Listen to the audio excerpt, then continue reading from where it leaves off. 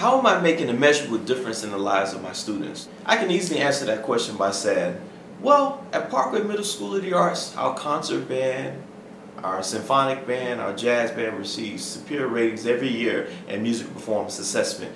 But I'd rather say, when I hear this young lady play and she smiles because everybody's cheering for her, that's the difference that I like to make. And that's how I measure the difference. The most valuable lesson that I learned from Ms. Mustafa was probably confidence and how to get over fears and what it means to be a leader. I'd like to tell you a little bit about how I'm making a significant impact on my school and the community. One thing I like to do is give the students an opportunity to perform in the community. Now, these students could be a part of the jazz band, they could be a part of the concert band, the symphonic band, the orchestra. It's impactful because a lot of people in the community, they don't know that these young kids can play music of Duke Ellington or Count Basie, and it brings so much joy to their parents or friends or family or just all of the business partners in the community when they hear these young students perform. And this impacts the students because they're like, wow, they're here for me to play and perform. For instance, the African Heritage Culture Arts Center, a couple of years ago, I started a community band there. And basically what that is it's an opportunity for anyone who may have played music in middle school or high school or college to come in and come to a rehearsal and do concerts in a community band. People love to hear music, but musicians love to play music with other people, so it really impacts their lives. My contribution to the field of music involves my dad, Melton Mustafa. A couple of years ago, while going through some of his file cabinets, I found some music.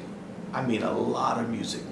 Music that he wrote when he was in middle school, high school, college, when he was on tour with the Basie band. I said, Dad, what are you going to do with this music? It's just sitting here. You know, I'm thinking like a teacher. I can really use this music in my class.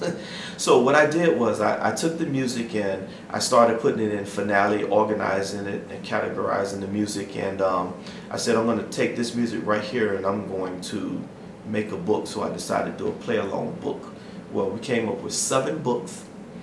And I said, you know, we also can take this music and re-record it. So I called up a couple of my dad's friends, the late Mulgrew Miller, Victor Lewis, S.E. I even called up one of my former students, Mr. Patrick Bartley, who's studying at Manhattan School of Music. And I said, you know, we want to do a recording session and document some of my dad's music. And they were very happy to be a part of the project, and we documented it. And we came up with the, matter of fact, our last CD, A Traveling Man, which spent 11 weeks on the charts. It did really, really well. My experience here at Parkway Middle School of the Arts was life-changing. Without Mr. Mustafa, I don't know where honestly I would be at this point in my life. Every time I get a chance to perform in front of an audience, I'm talking about music education. I was in a rough high school, and sometimes the kids got in trouble.